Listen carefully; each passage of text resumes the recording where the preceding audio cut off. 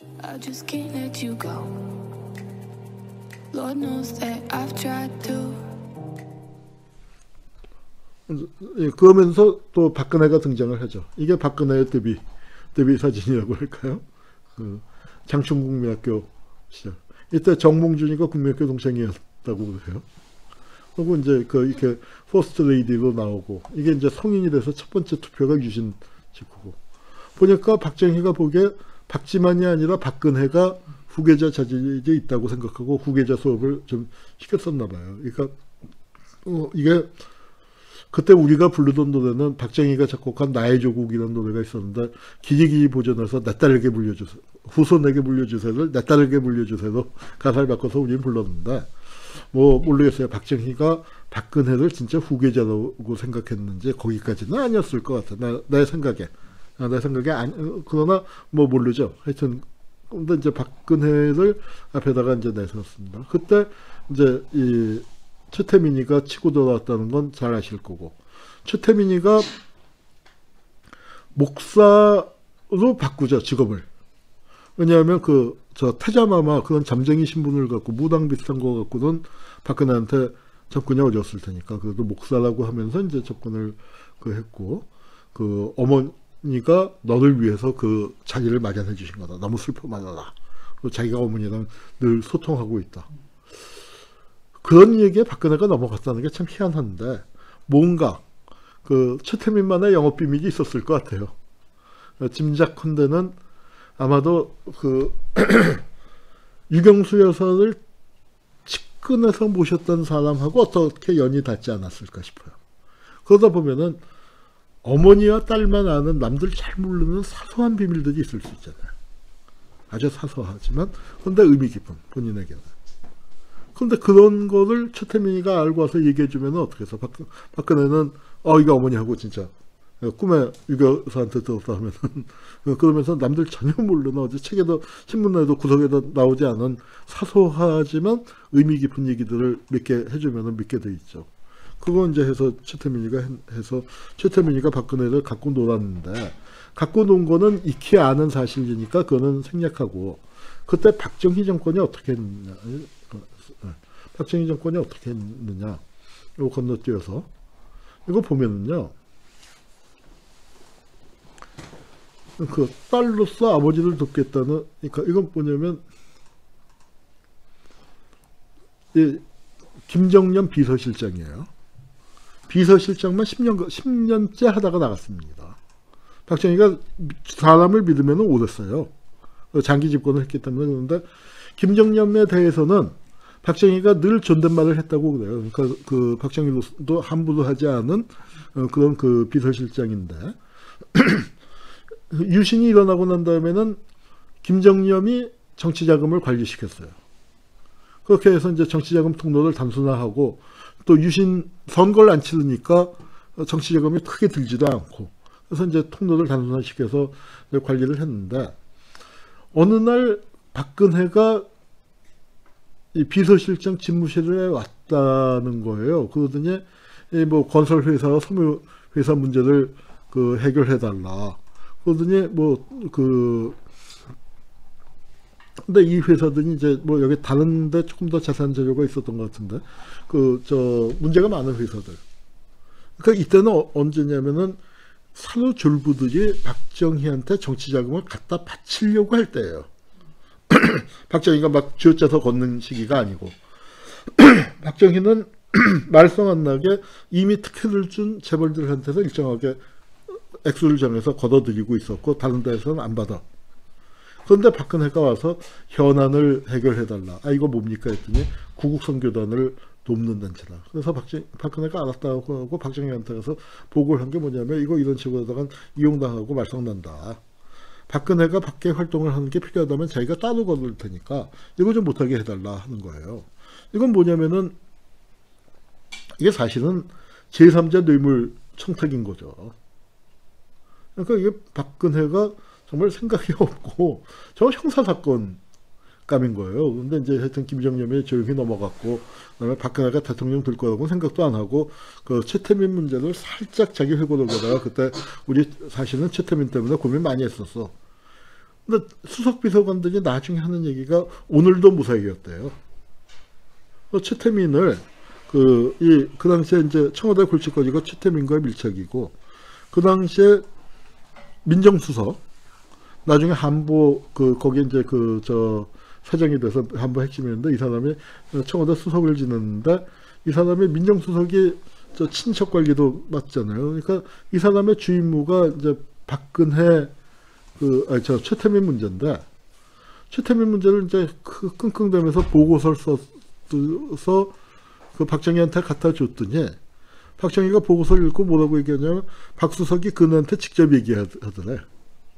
아버지도 얘기 못하는 문제를 수석이 어떻게 얘기해. 그러니까 박승규가 고민을 하다가 누구한테 하소연을 했냐면 김재규한테 하소연을 했다는 거야.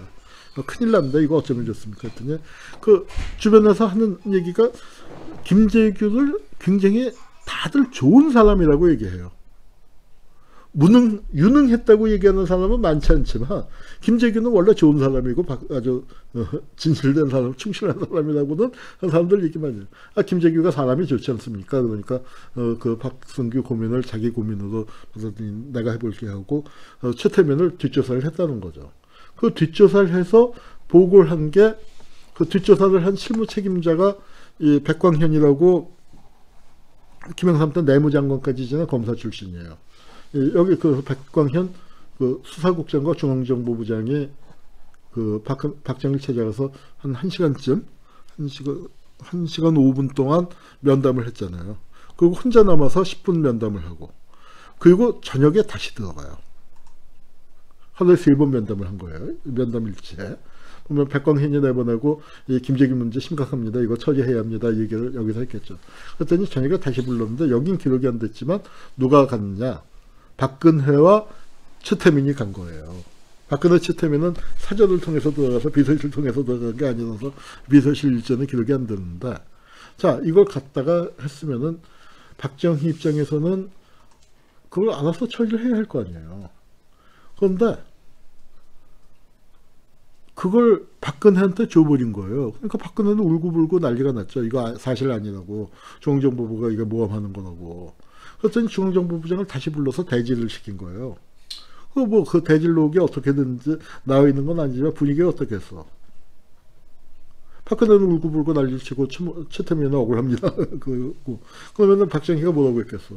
김 부장 아니래잖아. 이게 김재규가 뭐라고 얘기했냐면, 자기가 박정희를 쏘게 된 그 중요한 계기 중에 하나였다. 원인. 그러니까 먼 원인이라고 표현을 했습니다. 큰 영해 문제라고 해서 원인으로 들었는데, 각하가 우리가 알던 각하가 아니라는 거죠. 박정희는 내 비판을 하지만 굉장히 명민하고 독하고 땡철한 사람이에요.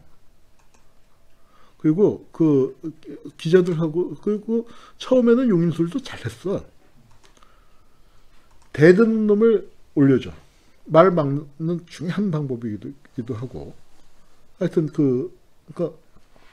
그리고 젊었을 때는 기자들하고 토론도 많이 하고, 그러다가 이제 나이가 들고 이렇게 하니까 권력도 필요하고 노래해야 되니까 싫은 소리 안 듣고 이제 그렇게 되는데, 이런 상황이 있었으면 박정희가 젊은 박정희였으면, 김재규가 자기가 따르고 존경하던 형님이었던 박정희였으면 이런 일처리를 아주 냉정하게 잘 처리했을 텐데, 이걸 갖다 줬는데도 아니래잖아 하는 식으로 이렇게 우물쭈물 대고 있으니까, 아하, 더 이상 나라를 통치할 능력이 없구나. 그리고 거기에다가 이제 조금 이따 얘기하겠지만 16 당일의 그 사건, 부망쟁이나 그거 거치면서 일어난 그 일련의 사건이 이제 결합되어 있는 거죠. 김재규 항소유서에 이제 그걸 썼고, 박정희의 최후, 요거 이제 한 3시간, 한 10분, 15분. 박근혜가 당선되던 날. 했습니다. 그러니까 사실은 저는 당선될 것 같았어요. 내가 이번 대선, 2017년 대선 때는 이제 뭐 승패가 결정되어 있는 거니까 좀 뭐 별로 움직이질 않았는데, 2012년도에는 죽어라고 뛰었습니다. 캠프 근처는 가본 적도 없지만 내 나름대로 글 쓰고 강연하고 정말 있는 힘을 다해서 사력을 다해서 뛰었는데 한 일주일 전쯤 되니까 질 것 같았어요.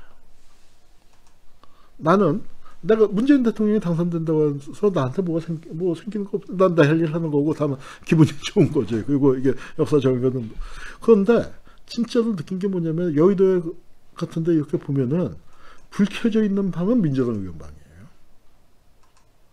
한나라당 의원들은 다 지역구가 어디 가서 하고 있는데 민주당 의원들은 왜 거기 있겠어?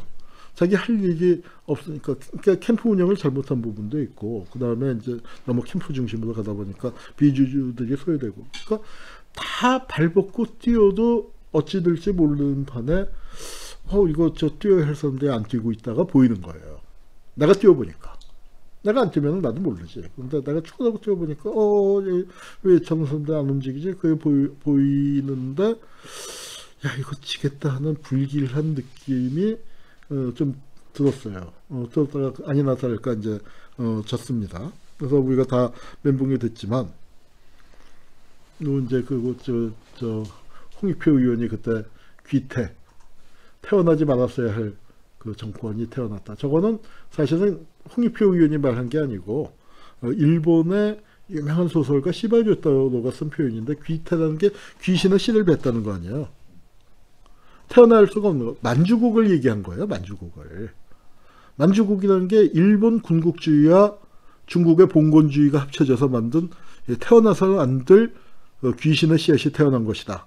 그렇게 표현을 했는데 왜 저 얘기가 나왔냐면 2012년도 12월 달에 우리 대통령 선거하기 며칠 전에 일본에서 총선을 했는데 아베가 당선됐어요. 우리나라에서는 박근혜가 당선됐단 말이에요. 며칠 간격으로. 그런데 이 아베는 기시노부스케의 외손자고 박근혜는 박정희의 딸 아니에요. 만주국을 디자인한 사람이에요. 기시노부스케가. 그리고 만주국 출신이고. 그러니까 만주국 출신이 이렇게 갑자기 등장을 하니까 그게 문제가 됐을 때, 그러니까 이 만주국이라는 게 어떤 나라냐. 이 귀신의 씨앗이 이게 다시 출현했다. 이제 이제 비판을 했다고 곤욕을 치렀죠. 그런데, 자, 북한은 어때요? 여기 3대가 만주국에 있었잖아. 그러니까 한국, 일본, 남북한과 일본이 그랬어. 자, 이게 구체제가, 이게 구시대가 복귀하는 건가? 이게 아시아가 이렇게 아주 좀 20세기 후반에, 그러니까 어떤 세계의 발전을 상징하던 아시아에 이거 웬일이지? 중국은 어떤가 하고 봤더니, 시진핑은 시중신의 아들이란 말이야. 대표적인 타자당으로 꼽히는 사람이에요. 이거 동아시아, 남북한과 일본과 중국이 다 그래. 이거 아시아는 어쩔 수 없는 건가? 왜 이렇게 구체제가 복귀하지? 그런데 이거 우리만 자책할 필요는 없어요. 프랑스. 혁명을 일으켰죠. 그리고 단두대에서 구체제의 목을 댕공댕공 친 나라입니다. 근데 어때요? 구체제가 복귀하잖아요. 나폴레옹이 황제가 되고 그 조카놈까지 또 황제가 되잖아요. 나폴레옹이 황제가 된 거는 엄청난 충격이에요. 왜? 프랑스 혁명을 상징하는 게 나폴레옹이었으니까. 나폴레옹 군대가 왜 잘 싸웠습니까? 나폴레옹의 전략 전술이 충실한 것도 있지만 제복 입은 시민이었기 때문에. 공화정이 되면서 자유를 획득한 시민들이 구체제한테 패배하면 다시 옛날 농노로 돌아갈까봐 죽기 살기로 싸운 거예요. 이게, 자, 혁명은 프랑스만 일어나는데 민주주의는 전 유럽으로 전파된 게 구세력들이 우리도 어쩔 수 없이 민주주의를 받아들일 수밖에 없구나. 조직적인 퇴각을 하면서 보수 세력이. 그러면서 민주주의가 확산돼 가는 거잖아요. 나폴레옹은 프랑스 혁명의 상징입니다. 그런데 그가 황제가 됐으니 시민들 오죽했겠어요. 그 조카까지 황제가 됐어요. 막스가 얼마나 화가 났으면 이런 식으로 얘기를 했죠. 역사는 두 번 되풀이된다. 한 번은 비극으로, 또 한 번은 희극으로. 나폴레옹이 황제가 된 건 비극이에요. 이거는 웃음거리고. 그래서 실제로 웃음거리를 만들어놨죠. 이 중간에 벌어진 일이 레미제라블이에요. 프랑스도 혁명 이후에 순탄하게 발전했으면은 저런 걸작이 안 나오죠. 레미제라블 같은. 참 감동적이면서도 가슴 아픈.